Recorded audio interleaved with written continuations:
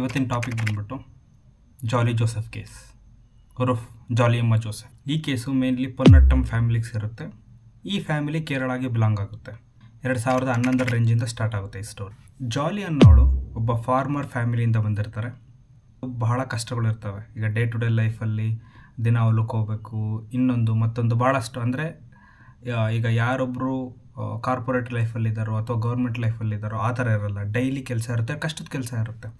So ಅವಳು thinking ಅಥವಾ thought ಏನು ಬಂದಿತ್ತು ಅಂದರೆ, ನಾನು ಮದುವೆ ಆಗಿದ್ದರೆ ಒಂದು ಒಳ್ಳೆ ಫ್ಯಾಮಿಲಿಗೆ ಮದುವೆ ಆಗಬೇಕು, ಕಷ್ಟಗಳನ್ನ ನಾನು ಫೇಸ್ ಮಾಡಬಾರ್ದು, ಕಂಫರ್ಟಬಲ್ ಲೈಫ್ನ ಲೀಡ್ ಮಾಡಬೇಕು ಅಂತ ಅವಳದಾಗಿತ್ತು. ಸೊ ಅದಕ್ಕೆ ಆಗಿರೋ ಅವ್ರ ಫ್ಯಾಮಿಲಿ ಫ್ರೆಂಡ್ ಮಗನ್ನ ಇಷ್ಟಪಡ್ತಾಳೆ. ನಾನೊಂದು ಫ್ಯಾಮಿಲಿ ಸ್ಟ್ರಕ್ಚರ್ ಹೇಳ್ತೀನಿ. ಟಾಮ್ ಥಾಮಸ್ ಅಂತ ಮಾವ, ಅವರತ್ತೆ ಬಂದ್ಬಿಟ್ಟು ಅನ್ನಮ್ಮ ಅಂತ. ಅವ್ರಿಗೆ 3 ಜನ ಮಕ್ಕಳು, Rojo Thomas, Roy Thomas, Ranji William ಅಂತ. ಸೊ ಇಷ್ಟಪಡಬೇಕು ಅಂದರೆ ಇಬ್ಬರು ಕಡೆಯಿಂದ ಇಷ್ಟಪಡಬೇಕಲ್ಲ. ಸೊ ಲುಕ್ಸ್ ಎಕ್ಸ್ಚೇಂಜ್ ಆಗುತ್ತೆ. ಅವನು ಲವ್ ಲೆಟರ್ ಬರೆಯೋಕ್ಕೆ ಸ್ಟಾರ್ಟ್ ಆಗುತ್ತೆ. ಅದಾದಮೇಲೆ ಆ ಮನೇಲಿ ಗೊತ್ತಾಗುತ್ತೆ ಇವನು ಒಬ್ಳನ್ನ ಇಷ್ಟಪಡ್ತಾ ಇದ್ದಾನೆ ಅಂತ. ಅವನು ಹೇಳ್ತಾನೆ ಹೌದು ನಾನು ಇಷ್ಟಪಡ್ತಾ ಇದ್ದೀನಿ ಅಂತ. ಬಟ್ ಈ ಮನೆಯವರು ಒಪ್ಪೋದಿಲ್ಲ.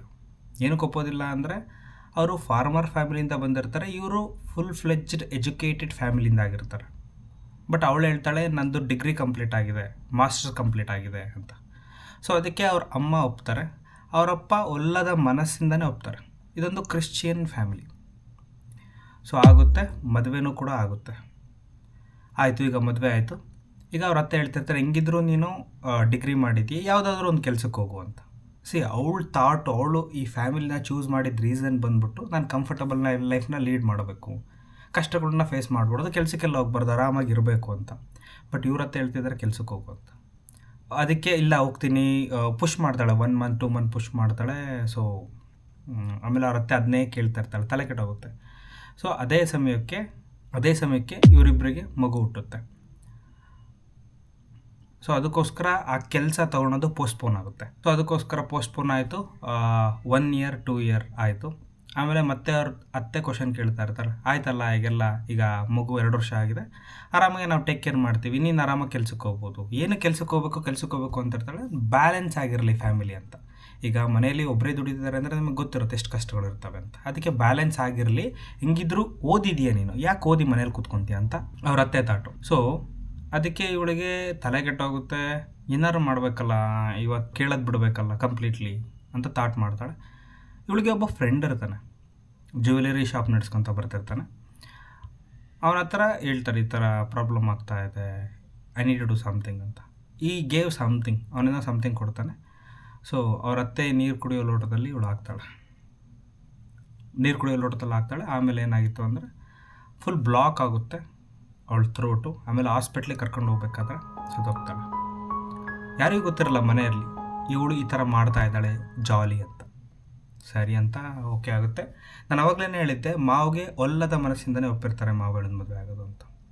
ಮತ್ತು ಇವಳು ಇನ್ನೊಬ್ಬ ಗಂಡಸಿನ ಜೊತೆಗೆ ಜಾಸ್ತಿ ಓಡಾಡ್ತಾ ಇರ್ತಾಳೆ, ಫೋನಲ್ಲಿ ಮಾತಾಡ್ತಾ ಇರ್ತಾಳೆ.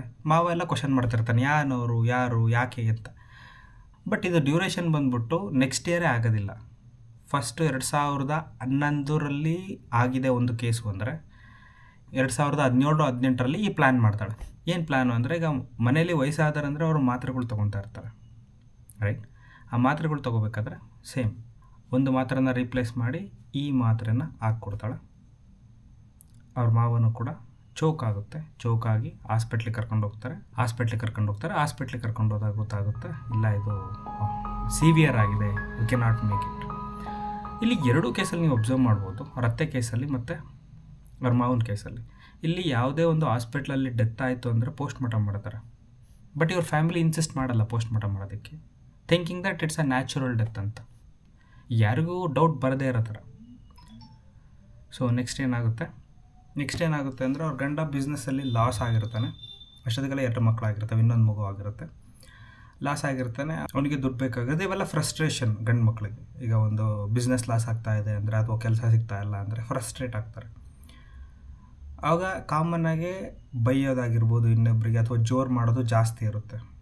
ಅವಳಿಗೆ ಈ ಥರದ್ದೆಲ್ಲ ತಗೊಂಡು ಇಷ್ಟ ಆಗಲ್ಲ, ಇದನ್ನೆಲ್ಲ ಒಬ್ಬರು ಬೈಯೋದಾಗಿರ್ಬೋದು ಇನ್ನೊಂದಿಲ್ಲ.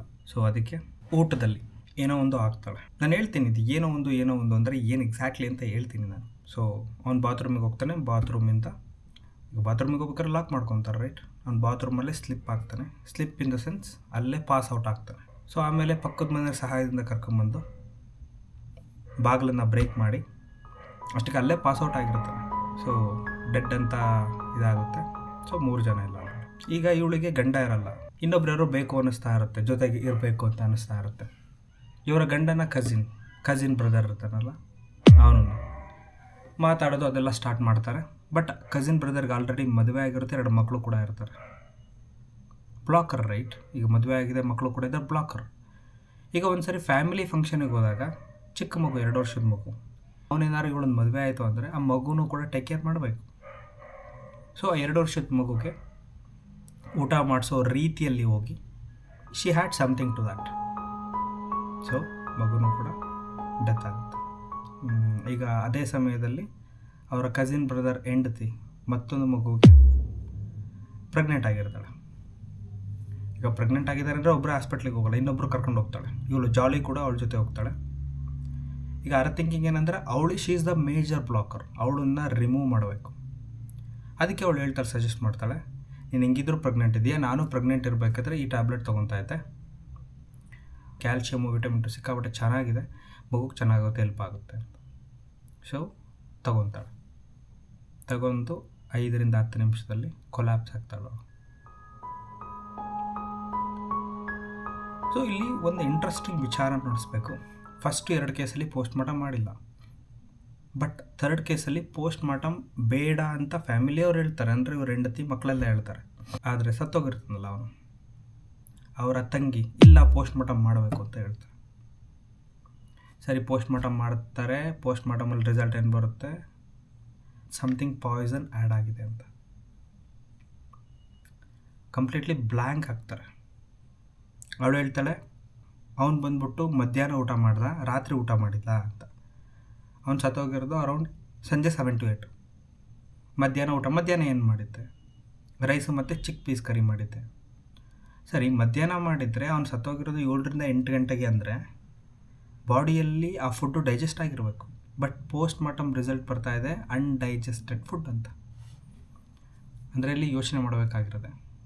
ಸೊ ಡೆಪ್ತಲ್ಲಿ ಹೋಗ್ಬೇಕಾದ್ರೆ ಅವಳಿಗೆ ಅನಿಸುತ್ತೆ ಅವನು ರಾತ್ರಿನೇ ಊಟ ಮಾಡಿದ್ದಾನೆ, ಅರೌಂಡ್ 6:37 ಊಟ ಮಾಡಿದ್ದಾನೆ, 8 o'clock ಡೆತ್ ಆಗಿದೆ. That is the reason undigested food ಅಂತ. ಬಟ್ ಇಲ್ಲಿ ಜಾಲಿ ಹೇಳ್ತಾ ಇದ್ದಾಳೆ ಮಧ್ಯಾಹ್ನ ಊಟ ಮಾಡಿದ್ದಾನೆ ಅಂತ. ಮಧ್ಯಾಹ್ನ ಊಟ ಮಾಡಿದರೆ ಡೈಜೆಸ್ಟ್ ಆಗಿರಬೇಕಿತ್ತು, ಡೈಜೆಸ್ಟ್ ಆಗಿಲ್ಲ.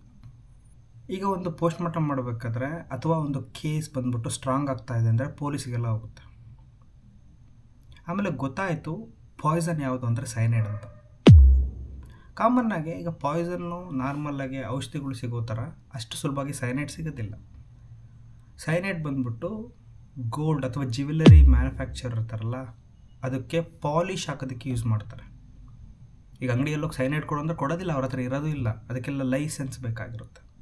ಅಂದರೆ ಇವಳಿಗೆ ಯಾರು ತಂದು ಕೊಡ್ತಾ ಇರ್ತಾರೆ? ನಾನು ಆಲ್ರೆಡಿ ಸ್ಟಾರ್ಟಿಂಗಲ್ಲಿ ಹೇಳಿದೆ, ಇವಳಿಗೊಬ್ಬ ಕ್ಲೋಸ್ ಫ್ರೆಂಡ್ ಇರ್ತಾನೆ, ಅವನು ಜ್ಯುವೆಲರಿ ಮೇಕಿಂಗಲ್ಲಿ ಕೆಲಸ ಮಾಡ್ತಾ ಇರ್ತಾನೆ ಅಂತ, ಅವನು ತಂದು ಕೊಟ್ಟಿರ್ತಾನೆ. ನೆಕ್ಸ್ಟು ಅವಳಿಗೆ ಗೊತ್ತಿಲ್ಲದಂಗೆ ಇವೆಲ್ಲ ಬ್ಯಾಕ್ ಟ್ರ್ಯಾಕಲ್ಲಿ ನಡೀತಾ ಇರುತ್ತೆ. ಅವರ ತಂಗಿ ಮಾಡ್ತಾ ಇರ್ತಾಳೆ, ಪೊಲೀಸನ್ನು ಕಾಂಟ್ಯಾಕ್ಟ್ ಮಾಡಿ. ಅಷ್ಟೊತ್ತಿಗಲ್ಲೇ ಅವಳು ಮದುವೆ ಆಗ್ತಾಳೆ, ಅಂದರೆ ಕಸಿನ್ ಬ್ರದರ್ ಅಂತ ಹೇಳಿದ್ನಲ್ಲ, ಮದುವೆ ಆಗ್ತಾಳೆ. ಇವಳು ತಂಗಿ ಬಂದ್ಬಿಟ್ಟು ಪೊಲೀಸ್ ಅವ್ರಿಗೆ ಕಂಪ್ಲೇಂಟ್ ಕೊಡ್ತಾಳೆ, ಈ ಥರ ಆಗಿದೆ, ಇದು ರೀಸನ್ ಇರ್ಬೋದು ಅಂತ.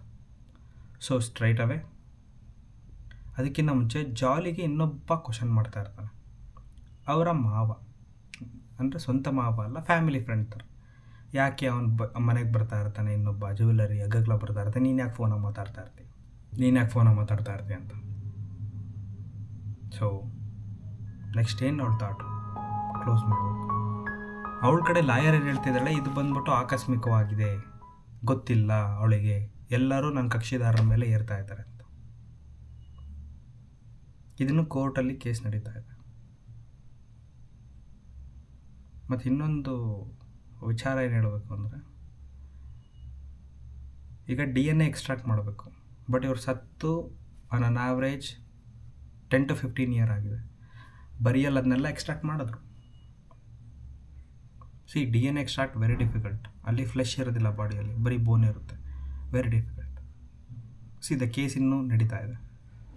ರಂಜಿ ವಿಲಿಯಮ್ಮೆ ಒಂದು ಸರಿ ಸ್ಟೇಷನಿಗೆ ಹೋಗಿ ಮಾತಾಡ್ತಾಳೆ, ಏನಕ್ಕೆ ಈ ಥರ ಮಾಡಿದೆ, ಏನಾಗಿತ್ತು, ಯಾಕೆ ಮಾಡಬೇಕಾಗಿತ್ತು, ಹೆಂಗೆ ಹೈಡ್ ಮಾಡಿದೆ ಇದನ್ನೆಲ್ಲ. ಅವಳು ಹೇಳ್ತಾಳೆ, ನಾನು ಈ ಥರ ಹೈಡ್ ಮಾಡೋದ್ರಲ್ಲಿ ನನಗೆ ಖುಷಿ ಸಿಗುತ್ತೆ, ನನಗಿಷ್ಟ ಆಗುತ್ತೆ. ಮತ್ತು ಅವಳು ಇನ್ನೊಂದು ಕ್ವಶನ್ ಕೇಳ್ತಾಳೆ ರಂಜೀವ್ಲಿ ಜಾಲಿಗೆ, ಅಲ್ಲ ನಿನಗೇನು ಅನ್ನಿಸ್ತಾ ಅಲ್ವಾ ಇಷ್ಟೆಲ್ಲ ಮಾಡಿ. ಅವಳು ಹೇಳ್ತಾಳೆ, ಬೈಬಲಲ್ಲಿ ಒಂದು ಪ್ರೊವರ್ಬ್ ಇದೆ, ನಾವೇನೇ ತಪ್ಪು ಮಾಡಿದ್ರು ಕೂಡ ದೇವರು ಅದನ್ನೆಲ್ಲ ಕ್ಷಮಿಸ್ತಾನೆ ಅಂತ. ಸೊ ಅದಕ್ಕೋಸ್ಕರ ನನಗೇನು ಪಾಪಪ್ರಜ್ಞೆ ಕಾಡ್ತಾ ಇಲ್ಲ ಅಂತ ಹೇಳ್ತಾಳೆ. Look at the sentence. Horrible right. ನನ್ನ ಅನಾಲಿಸಿಸ್ ಏನು ಅಂದರೆ ಇದರಲ್ಲಿ ಅವ್ರ ಅತ್ತೆನೇ ಏನಕ್ಕೆ ಕೊಂದ್ಲು ಅಂತ ಹೇಳೋದಾದರೆ, ಮೇ ಬಿ ಈಗ ಒಂದು ಮನೆ ಅಂದರೆ ಒಂದು ಅತ್ತೆನೇ ಆ ಮನೆ ಟೇಕ್ ಕೇರ್ ಮಾಡ್ತಾ ಇರ್ತಾರೆ. ಇವಳು ತಗೋಬೇಕು ಅಂತ ಆಸೆ ಆಗಿರುತ್ತೆ, ಪವರ್ಗೋಸ್ಕರ ಮಾಡಿದ್ದಾಳೆ ಅಂತ. ಫಾದರ್ ಅವ್ರ ಮಾವನ ಏನಕ್ಕೆ ಮಾಡಿರ್ಬೋದು. ಈಗ ಒಂದು ಮನೆ ಅಂದರೆ ಅವ್ರ ಹೆಸರಲ್ಲಿ, ಅವ್ರ ಮಾವನ ಹೆಸರಲ್ಲೇ ಇರುತ್ತೆ. ಸೊ ಪ್ರಾಪರ್ಟಿಗೋಸ್ಕರ ಮಾಡಿರ್ಬೋದು ಅಂತ. ಅಲ್ಲೊಂದು ಕಿಡ್ ಇದೆ, ಆ ಕಿಡ್ಡನ್ನು ಏನಕ್ಕೆ ಮಾಡಿರ್ಬೋದು ಅಂದರೆ ಬ್ಲಾಕರ್ ಆಗಿತ್ತು ಮದುವೆ ಆಗೋದಕ್ಕೆ ಅಂತ. ಮತ್ತು ಇನ್ನೊಬ್ಬರು ಅಂತ ಹೇಳಿದ್ರೆ ಫ್ಯಾಮಿಲಿ ಫ್ರೆಂಡ್ ಅಂತ, ಅವ್ರನ್ನ ಕ್ವಶನ್ ಮಾಡ್ತಾ ಇದ್ದಾಗಲ್ಲ ಅಂತ. ಹಸ್ಬೆಂಡ್ನು ಕೂಡ ಕ್ವಶನ್ ಮಾಡ್ತಾ ಇರ್ತಾರೆ ಅವ್ರ ರಿಲೇಷನ್ಶಿಪ್ ಬಗ್ಗೆ ಅಂತ. ಇದು ನನ್ನ ಅನಾಲಿಸಿಸ್. ನಿಮಗೇನು ಅನ್ನಿಸ್ತು, just comment it out. Thank you so much.